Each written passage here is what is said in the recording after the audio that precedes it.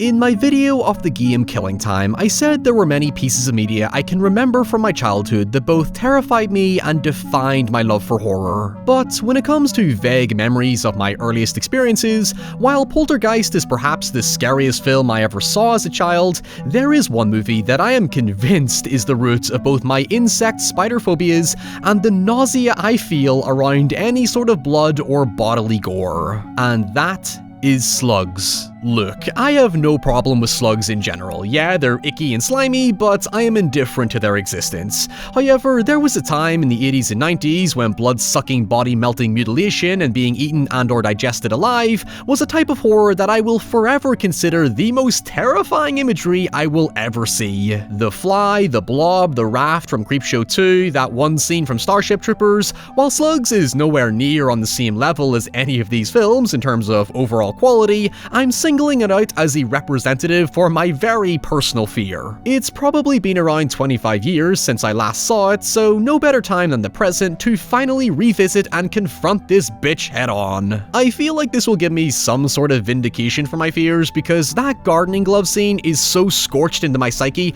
that I am both genuinely excited and squeamish to see just how effective it still holds up.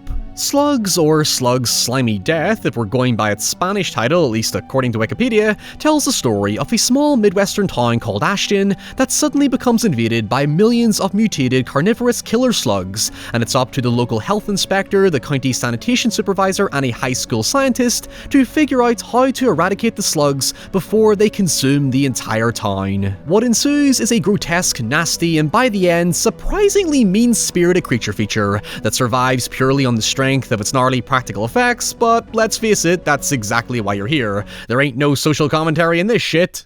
It is based on a book I have not read, so if you have read it, please let me know in the comments what you think of it, because judging from the quick glance at the Wikipedia summary, it sounds a hell of a lot more coherent and fleshed out than whatever happened to this film.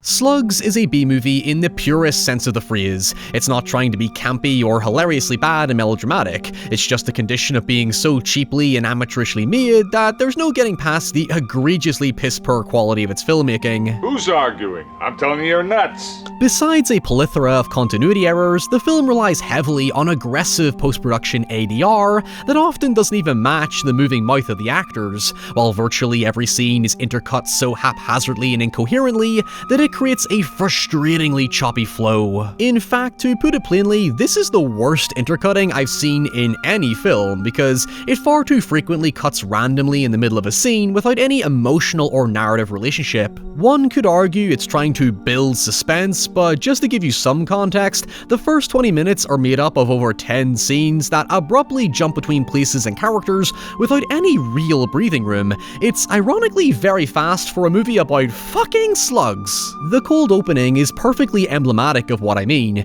It sees a couple bickering on a boat when the guy Wayne complains about there being something slimy in the water until he's pulled under, leaving his partner to watch in horror. It's as swift and flat as I describe it. It's just over 1 minute long and sets such a bad first impression that it actually downplays how shockingly graphic the film is, and this is not the first time the film will undermine itself. Again, one could argue it's simply building towards grander imagery and doesn't want to play its hand too early, but this scene does nothing besides exist to tell us something lives in the sewers, which we learn later on anyway. There are scenes you could either combine efficiently into one, or just cut completely to make things flow more naturally. It's as if they forcefully inserted certain scenes to either make up the runtime, or because they spent money shooting it and didn't want it to go to waste. Hell, I question how many takes they shot, because besides the constant ADR and dubbing to suggest a film with a deeply turbulent production, there are times when actors actually flub their lines,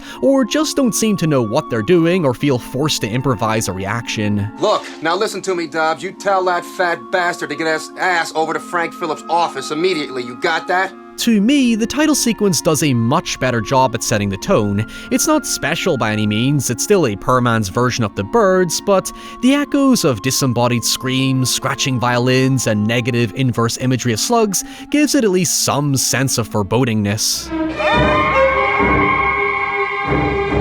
Anyway, following this, we see an alcoholic called Ron Bell returning to his dilapidated home after walking his dog, where we're immediately shown an army of slugs festering in his basement. His dog fearfully whimpers and rightfully refuses to go inside, leaving Ron to be attacked off-screen, once again blueballing us as I still wait in anticipation for whatever I was supposed to be scared of as a child. From here, we are introduced to our protagonists, who are given as much characterization as a porno, while all the actors give stiff, awkward performances, kinda like a porno, and I only say this because when the characters aren't arguing with each other, they're pretty thirsty. I tell you what, when I do get back, how about if we get naked and get crazy?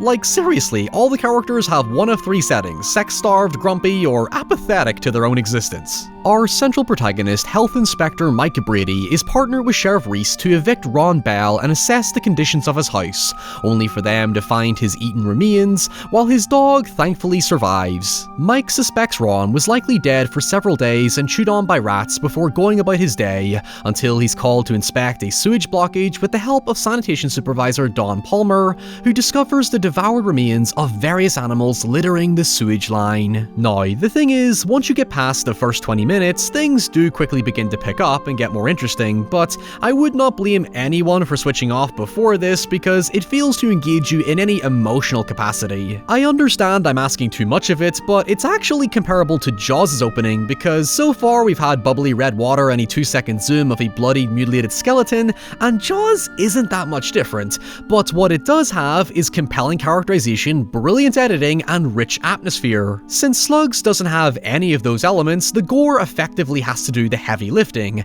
and yes, after those initial 20 minutes, it genuinely does, but I do not understand why it withholds it for so long. By the way, there's no getting past it, I have to censor it, otherwise YouTube will demonetize this video, but I trust you to use your imagination. So far, it's grueling and boring like me. It's not building mystery or suspense because it's already played its hand by showing us the fucking slugs. But then we get to the greenhouse scene and suddenly, it all begins to click. So, as I said earlier, the gardening glove scene is so scorched into my skull, and I genuinely think the film would have been better had it opened with it, because not only is it visually engaging, yet still somewhat ambiguous, but it conveys mystery and terror better than anything we've seen up to this point.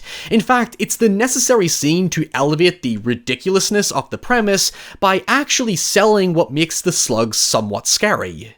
The scene simply involves a man tending to his greenhouse after his wife complains about slug eggs all over her plants, and upon putting on his gloves, he suddenly begins to feel tremendous pain from his right hand as though something was biting him. He starts panicking and violently bashing his hand off the table, eventually trying to cut off the glove using shears, but it only causes the slug to chew harder. He then falls over, trapping himself under plants he accidentally pulls down with him along with acid that burns through the electrical cables. And he calls for help but goes unnoticed as his wife blasts loud music while doing her housework. His agony hits the threshold, forcing him to desperately hack off his hand with an axe just as his wife finally comes to check on him, only for the electrical cables to spark a gas canister, blowing up the couple in the greenhouse. It's such a simple but brilliantly executed scene, almost like it's from an entirely different film because it builds mystery, suspense, gives us just enough graphic detail to enforce the harrowing deadliness of the slugs, and it uses intercutting correctly. Like, what the fuck happened in the first 20 minutes? Maybe I'm overselling it, but this should have absolutely been the film's opening instead of the lake or whatever that Ron Bell BS was, because now I'm engaged, now you have my attention. Jesus Christ, those things are big. They're gigantic. Damn thing bit me. Oh, fuck you. Yeah, leave it to the film to immediately undermine its horror in the very next scene by showing Mike get bitten by something more akin to Gary from SpongeBob. Look, the reason I find the glove scene and subsequent deaths so effective is because it almost insinuates he's not merely being bitten, but rather the chewing is borderline acidic, which is symbolically mirrored on the acid that fell on the ground, and the fact he cannot get it off makes it seem like a leech sucking at his blood and ripping at his flesh. Hell, slugs actually have grindy fucking teeth, so in trying to over-dramatize it, it technically tries too hard and just comes off as goofy. Anyway, Mike collects a sample of the slugs and takes them to a scientist at the school where his wife Kim works, who explains what a slug is, and later in the film, after discovering how ravenous they are, develops a lithium chemical to destroy them. A tad bit overkill if you don't mind me saying. By the way, I'm sure by this point many of you are shouting at the screen for them to use salt, but in fairness, there is a very loose scene that addresses that any traditional means is basically ineffective, because Mike does try using slug pellets before Kim suggests salt, but unless I miss something, which judging from the way it's edited is very likely, it's just never brought up again. Anyway. In between this, the movie is padded out with completely inconsequential characters who exist solely to die in gruesome ways. One involves two teens boning each other before the guy puts his foot on the ground to discover the floor littered with slugs that begin to tear at his foot before his girlfriend falls on the floor and is agonizingly consumed as he watches in horror. Again, it gives off strong acidic-like vibes with the way the girl is screaming while bloodied on the floor with her eye hanging out of her socket. It is absolutely gnarly, but I will say it is a missed opportunity to make the toilet seating scary when it is revealed that the slugs infest the town by crawling out of sinks and toilets connected to the sewer. However, the film's most harrowing death is slowly built up throughout the runtime in awkwardly placed intervals. Early in the film, we are introduced to David, an acquaintance of Mike and Dawn, who explains that he's in the final stages of signing a development contract that will hopefully improve the town's economy. It basically sets up a stolen plot point from Jaws, where the mayor doesn't want to alarm the public in fear of impacting the project,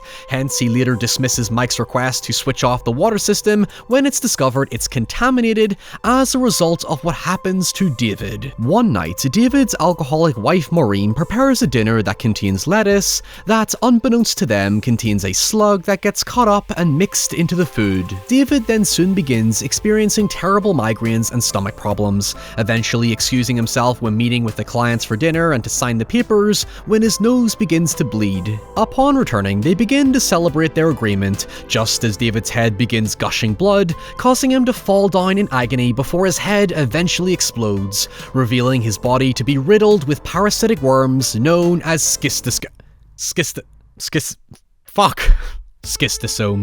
Apparently, these parasites are commonly found in the bloodstream of slugs, but you don't have to worry about real science here because Dawn reveals that the reason they become carnivorous is due to, would you believe it, an old toxic waste dump. After failing to take advantage of the harrowing concept of parasites in the water, which is a detail the book seems to cover much more significantly, eventually Mike recruits a reluctant Dawn to enter the sewer to find the breeding ground while the scientist preps the lithium. During this, there's an unnecessarily mean-spirited scene that, like many other scenes, doesn't need to exist, especially given this one leaves a bad taste in my mouth, as it involves teens partying in the forest, a random setup mentioned earlier in the film, but what it devolves into is a girl being essayed twice before being eaten by slugs while escaping her assaulter. Like, what the fuck, movie? You had the opportunity to at least give some comeuppance here and you give it to the wrong person? What's further horrible about it is that her character is set up to be nothing more than an innocuous girl keen on her education, and her supposed friends peer pressure her to participate in a party rather than focus on her midterms. If you rewatch the film enough times, you start to notice small details underneath its broad smokescreen of vapidness. It all culminates in Mike and Dawn finding the nest, but Dawn tragically falling into the water and being devoured before Mike escapes and the sewers explode due to the heavy concentration of lithium and methane gas. It even tries to add tension when the sheriff who dislikes Mike arrives and confronts the scientist opening the manhole, thinking he'll obstruct their victory, but it goes nowhere. And then we have some attempt at emotional guilt when Mike mourns Dawn's needless death. However, he immediately shrugs it off the moment he sees Kim, which is grim when you consider how sweet and tender Dawn's last interaction with his wife is. Like, I mean, fuck her feelings, am I right? Oh yeah, there's also the obligatory creature feature ending where, of course, some of the slugs survived. Like, it is what it is. Again, I've not read the book and don't intend to, but the wiki suggests something far more structured and meaty than what is actually here. But I just had to get this schistosome out of my head so that I could move on with my childhood traumas. So, until next time, if you have a request, send it my way. Stay safe, stay away from slugs, have a lovely Halloween, and I'll see you all very soon. Bye.